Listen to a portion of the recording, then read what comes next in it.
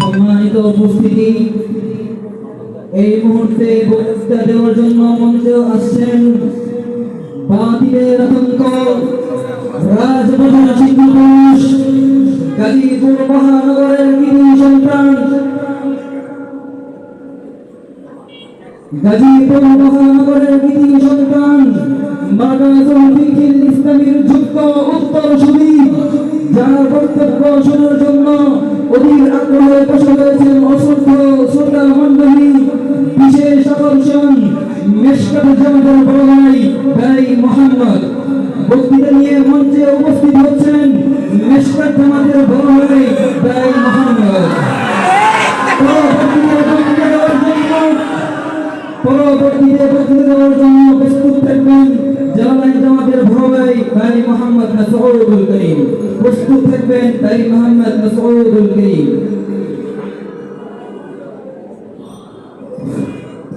আসসালামু আলাইকুম ওয়া রাহমাতুল্লাহি ওয়া বারাকাতুহু। হামিদাও মুসাল্লিয়ান ওয়া মুসাল্লিমান আম্মা বা'দ। আউযু বিল্লাহি মিনাশ শাইতানির রাজীম। বিসমিল্লাহির রাহমানির রাহিম। ইন্নামা ইয়াখশাল্লাহা মিন ইবাদিহিল উলামা। وقال النبي صلى الله عليه وسلم إن العلماء ورثة الأنبياء।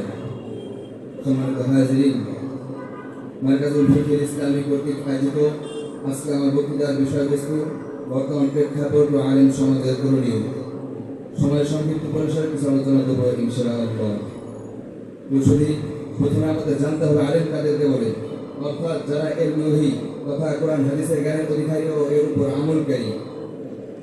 কোরআনে যাদের পরিচয় দিয়ে বলা হয়েছে ইন্নামা ইয়াখশাল্লাহা মিন ইবাদিহিল উলামা, এবং উলামায়ে কেরাম সমস্ত আম্বিয়াদের ওয়ারিস, যা হাদিসের অঙ্গবাণী থেকে স্পষ্ট হয় ইন্নাল উলামা ওয়ারাসাতুল আম্বিয়া।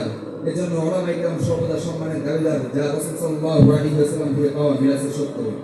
শুধু বর্তমান প্রেক্ষাপট নিয়ে আলোচনা করতে গেলে, বর্তমান পরিস্থিতির দিকে দৃষ্টিপাত করলে আমাদের সামনে যে বিষয়টি উদ্ভাসিত হয়ে ওঠে তা হচ্ছে জ্ঞান বিজ্ঞানের উচ্চশিখর স্থান দখলের প্রতিযোগিতা, উন্নতি অগ্রগতি আর সামনের দাবি আজকে সব দুনিয়া জুড়ে চলছে, যাকে মুসলিম লিগনের অবশ্যই প্রস্তুত করতে ভুল হবে না।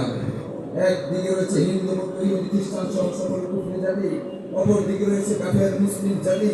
ফলে এর অনিবার্য পরিণতিতে আজকে বিশ্ব মানচিত্রে যেদিকে তাকাই সেদিকে দৃষ্টিগোচর হয় ইসলাম মুসলমানদের চরম ধরাডুবি। কর্মগুলোর ভেসে আসে মুসলিম মা বোনদের বলতে ফাটা আত্মনাদ। খ্রিস্টবাদীরা আজ শিক্ষা ও সেবা দিবস করে বিশ্ব করে কৃতিত্ববাদ কায়েমের স্বপ্ন বিভোর। সেবার আগে তারা শোষণ, জুলুম, নির্যাতনের শৃঙ্খলা চালাচ্ছে।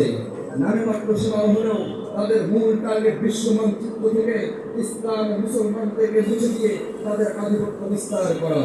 তারা প্রথমে আমাদের কেবলা বাইতুল মাকদিসের উপর আক্রমণ চালায়, প্রশস্তকে হার বানিয়ে জ্বালিয়ে করে ছাড়খাড় করে দেয় শত শত মাদ্রাসা, মসজিদ, নামাজরত অবনত মুসল্লিদের। অপরাধ হলো আমরা একত্ববাদী বিশ্বাসী নবী উম্মত। তাই আজ বিশ্বব্যাপী কুফরি শক্তির জয় জয়কার। শুধু বর্তমান বাংলাদেশ সহ গোটা মুসলিম উম্মাহর সচেতন দুর্দিন। বর্তমান বিশ্বে কয়েকটি যুদ্ধ বিদ্যমান। ইউক্রেন রাশিয়া যুদ্ধের 2 বছর অতিক্রান্ত হলেও বন্ধের কোনো উদ্যোগ দিচ্ছে না আন্তর্জাতিক মহল। ইসরায়েলি আগ্রাসনের কারণে রক্তের বন্যা বয়ে যাচ্ছে পৃথিবীর মুসলিম মুসলমানদের উপর। আরেকদিকে যুদ্ধের কারণ হচ্ছে ইসরায়েলের মধ্যে, অন্যদিকে সকল সরে কলাকাঠি নাড়ছে বিশ্ব বড় যুক্তরাষ্ট্র। শুধু তাই নয়, পশ্চিমা আগ্রাসীরা সুবর্ণের দৃষ্টি তাকিয়েছে গোটা মুসলিম উম্মাহর উপরে, গোটা বিশ্ব থেকে মুসলিম উম্মাহকে উৎখাত করে দেওয়ার জন্য।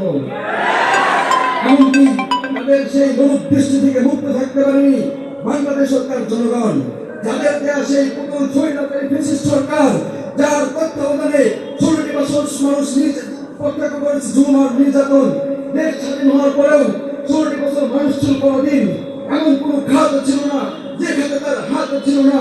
এমনকি সে আলেম আমাদেরকে পর্যন্ত ছাড় দেয়নি।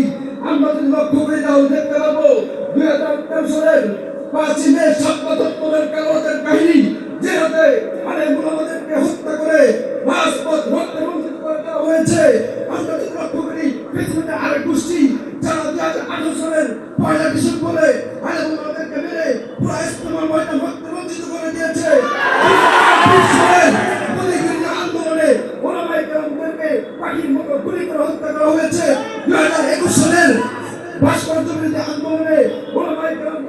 নির্মমভাবে তারা নির্যাতন করা হয়েছে।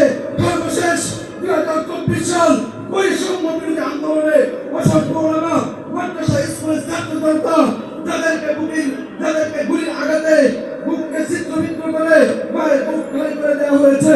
আলহামদুলিল্লাহ, তোমার সাথে এক লক্ষ করে যোগ দেব।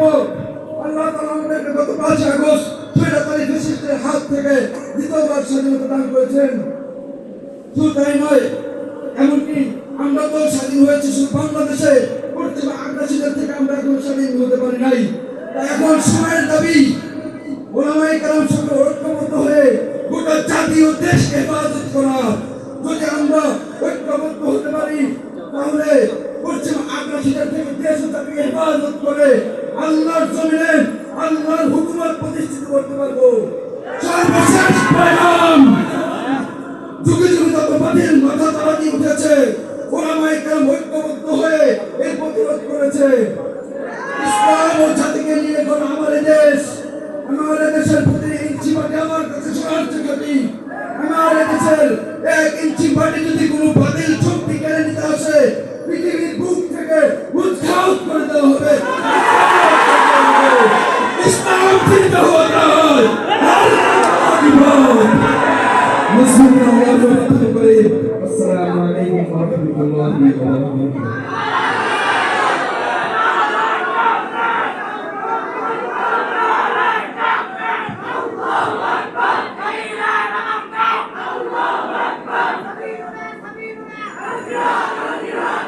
মাশাআল্লাহ, জাযাকাল্লাহু আহসানাল জাযা ভাইকে তার গুরুত্বপূর্ণ আলোচনা পেশ করার জন্য।